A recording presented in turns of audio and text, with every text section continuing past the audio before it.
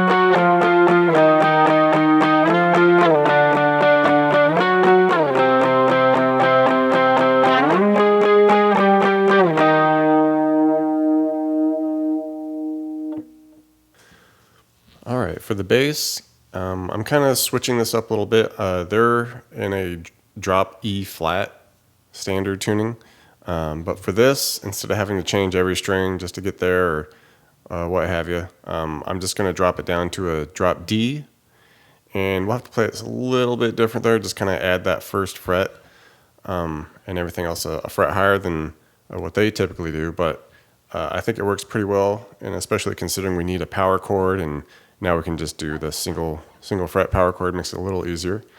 And arranging it from an E flat tuning to a drop D here, just for simplicity's sake.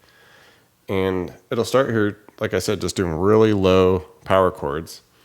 And we're going to be all the way up here at the 8s initially. So the 8 on the low D now, and the 8 on the A. Okay, big fat tone there. Nice kind of fuzzed out tone. Alright, just strumming that a couple times. And then we're going to have to run down, grab this first fret, come back up to the 6, and then slide up to the 8. Alright, then we'll jump up to the A string here, and we do a pull off from 9 to 6. And then we do our power chords again, the 6s to 8s. Okay, so slowly.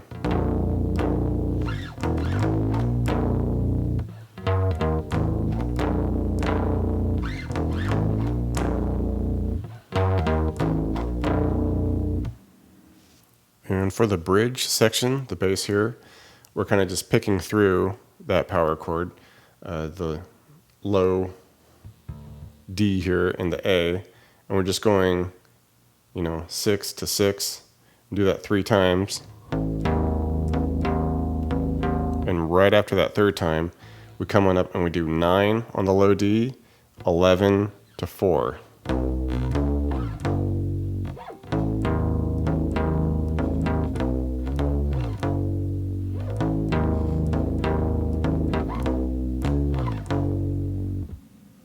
All right, so for the guitar, he may very well be in that E flat tuning as well, but it really doesn't matter. We're just playing mostly high stuff. We're not really even touching that low E flat note or anything like that. So we can just keep this in just a straight standard E tuning. Works just fine. It gets a little high with the frets here, especially. So you want to, the lower tuning would actually like make you want to go higher to get that tone. So works well in this spot.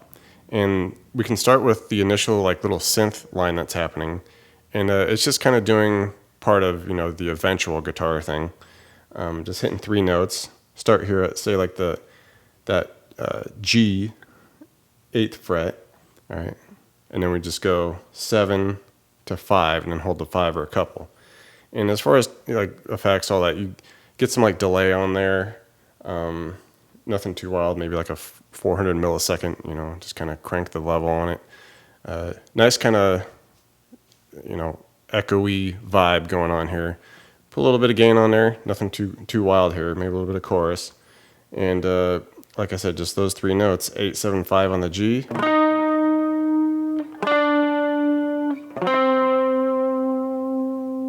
right, and that's just kind of the initial first verse before everything kicks in. And the first guitar riff, really cool thing. Like I said, super high here. We're at the 20th fret. All right, so for me, that's all I got right here. So, I kind of need to keep it in standard tuning here. But we're just bouncing between the 20th fret on the G and the E. And we do that about 4 times. Then we change the 20 to 19 on the G, keep the 20 on the E. Do that 4 times. And then land on 17G, keep that 20E, do that 4 times. Then we do this fun little scale here just with the 18th, 19th fret. And we start on the high E, we go 18, 19, 18.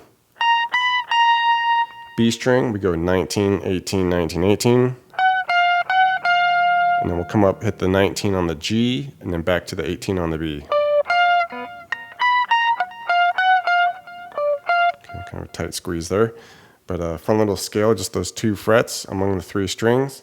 And then we would just, go through that whole thing a couple of times. In the second verse, once everything comes in big and full here, we're just kind of, doing the octaves for that initial synth part. So we still got our G string, the 8, 7, 5, but now we can add the A with the 6, 5, 3. And just kind of strum it right on beat, keep it going.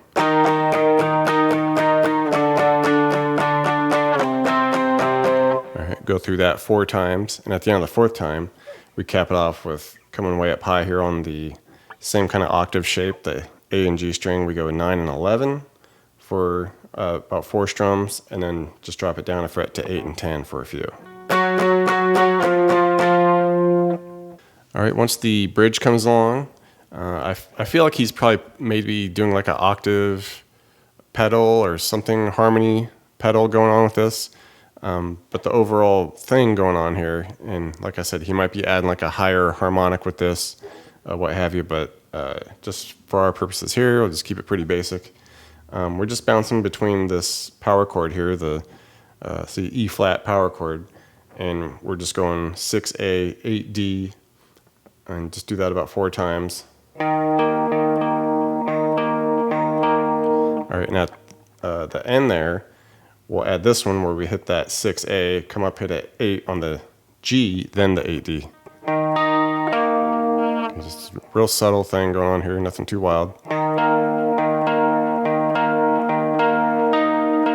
Okay, and we just kind of loop that throughout the bridge. And the second bridge, we get an additional guitar layer, on top of that, we get another guitar, and it's doing this bit where it slides up to 8G, and then we go 9, 8D, and we just keep cycling that. And there may very well be a harmonic pedal or something on this as well.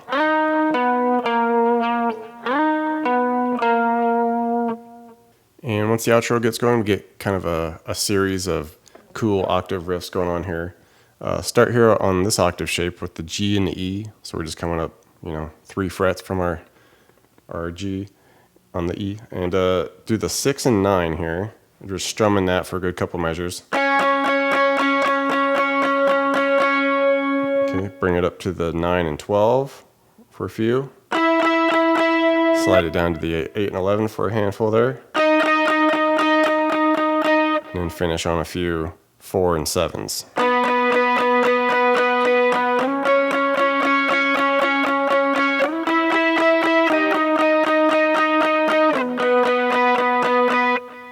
Second outro riff, we'll kind of jump between sets here, where we start with our 8 and 11 on the G and E. Okay, a couple measures worth of that. Then we'll jump up to our initial A and G octave set here, all right, where we'll do a 12 and a 14. A few strums there. Slide it down to 11, 13. And then finish with a few back at the higher set, the G and the E, with the 5 and 8. Just to kind of hit a few pickup notes to get back into it again.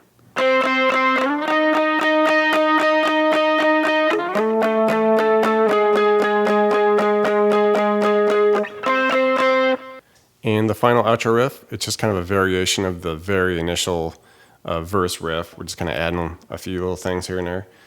Start at our same octave set there, the A and the G, and we got a 6 and an 8. All right, and it's kind of that same, we're going to scale down, but now we're going to add a few things in between each spot. So after the 6 and 8, we'll jump up, hit some 8s and 10s, and then to the 5 and 7s. Okay, strum away on the 5 and 7, and then we'll bring it up to the 9 and 11. Then to the 3 and 5. All right, and then we'll cap it off the first time through by doing the 9 and 11, all right, to the 8 and 10. All right, and then we would do the initial thing all the way again, all the way to that 3 and 5.